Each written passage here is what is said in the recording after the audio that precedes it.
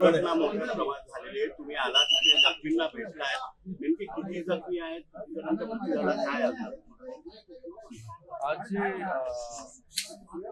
Local ट्रेनची दुर्घटना घडली त्याच्यामध्ये अप लोकल आणि डाऊन लोकल या दोन्ही लोकल च्या मधून काही लोक ट्रेनच्या खाली पडले, काही लोक ट्रेनच्या आतमध्ये पडले. त्यापैकी 10 लोकांना छत्रपती शिवाजी महाराज हॉस्पिटल इकडे कळव्याला घेऊन येण्यात आलं. त्यातला एक जो आहे हा ब्रॉड डेड पेशंट होता आणि बाकी पेशंट्स जे आहेत त्याच्यातले 2 पेशंट्स ज्युपिटरमध्ये ज्यांना पॉलिट्रॉमा आहे त्यांना ज्युपिटरमध्ये शिफ्ट केलेलं आहे आणि बाकी पेशंट्स ज्यांना थाय इंजुरी आहे, हँड इंजुरी आहे, ते सगळे पेशंटची ट्रीटमेंट जी आहे या कळवा हॉस्पिटलमध्ये आता सुरू आहे.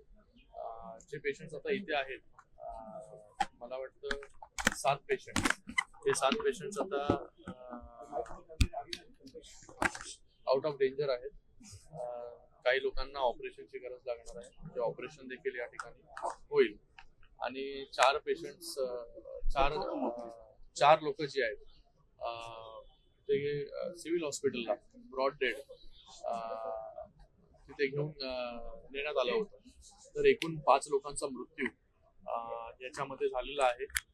2 लोक ज्युपिटरमध्ये शिफ्ट केलेले आहेत पॉलिट्रॉमाचे आणि बाकी पेशंट 7 पेशंट्स हे कळवा हॉस्पिटलमध्ये इथे त्यांचा उपचार जो आहे हा सुरू आहे. एकूण गंभीर जखमी किती आहे? जे गंभीर जखमी होते त्या लोकांना ज्युपिटरमध्ये शिफ्ट करण्यात आलेलं आहे आणि त्यांच्यावरती उपचार सुरू आहे. सर, यापूर्वी सुद्धा अशा दुर्घटना घडल्या होत्या. या संदर्भात रेल्वे प्रशासनाकडे स्थानिक रेल्वे प्रवासी संघटना असतील त्यांनी सुद्धा मागणी केलेली होती, परंतु त्याकडे दुर्लक्ष केलेलं आहे. आज मोठी दुर्घटना झाली म्हणून त्याकडे लक्ष वेधले जात आहे. रोज या ठिकाणी अशा प्रकारच्या वळण आहे आणि त्या वळणामुळे मुंब्रा स्टेशनच्या इथे कर्वेचर आहे, वळण आहे आपण जे म्हणताय, आणि तिथे 2 ट्रेन अप लोकल आणि डाऊन लोकल हे पास होत होते आणि जे प्रवासी दरवाजावरती उभे होते ते एकमेकांच्या क्लिअरिटी माहिती नाही अजूनपर्यंत कशा प्रकारे घडलंय ते, पण त्याच्यामध्ये दोन्ही ट्रेन्स मधले लोक जे आहेत खाली पडली आणि त्याच्यामुळे हा अपघात झाला. म्हणजे 2 लोकल ट्रेन मधली पडलेली एका दोन्ही लोकल ट्रेन मधले काही लोकल जे डेथ झालेली आहेत ते ठाण्यावरून कर्जतच्या दिशेने जात होते आणि एक ट्रेन कर्जतच्या दिशेवरून ठाण्याला येत होती. तर काही जे लोक आहेत ते दोन्ही ट्रेन मधले या ठिकाणी जखमी देखील झालेले आहेत. आणि काही लोक जे आहेत ते ट्रेनच्या आतमध्ये पडले त्याच्यामुळे जखमी झाले. सर, यामध्ये ज्या बाहेरून येणाऱ्या ट्रेन विशेषतः कर्जत असतील, खोपोली असतील किंवा कसारा असतील, या लोकल ट्रेन असतात किंवा त्या लोकल ट्रेनचा थांबा तिथे असल्यामुळे तिथे मोठ्या प्रमाणात गर्दी होती असं प्रवाशांचं म्हणणं आहे. आता काय झालंय, मोठ्या प्रमाणामध्ये लोक देखील त्या कल्याण कर्जत तिकडे राहायला गेले. मोठ्या प्रमाणामध्ये ट्रेन्सची अवेलेबिलिटी या रूटवरती पाहिजे. वारंवार मागणी जी आहे ती होत असते प्रवाशांकडून की ट्रेनची संख्या वाढवली पाहिजे.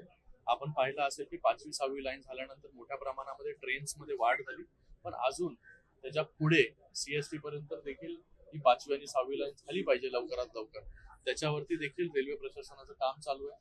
ते जेव्हा होईल तेव्हा मोठ्या प्रमाणामध्ये गाड्या ज्या आहेत त्या वाढू शकतात आणि त्याचबरोबर 3री 4थी लाईन जी कल्याणच्या पुढे आहे त्याचं देखील काम आपल्याला माहिती असेल की चालू आहे. तिथे देखील लँड ॲक्विजिशन चालू आहे. तर सर्व्हिसेस जेवढ्या वाढतील तेवढ्या या सबअर्बन रेल्वेसाठी खूप फायदेशीर ठरतील.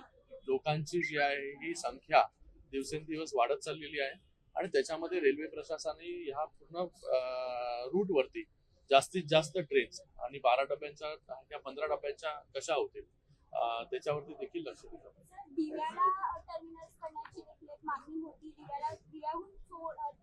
दिव्यावरून एक मागणी आहे की दिवा CST लोकल सुरू केली पाहिजे.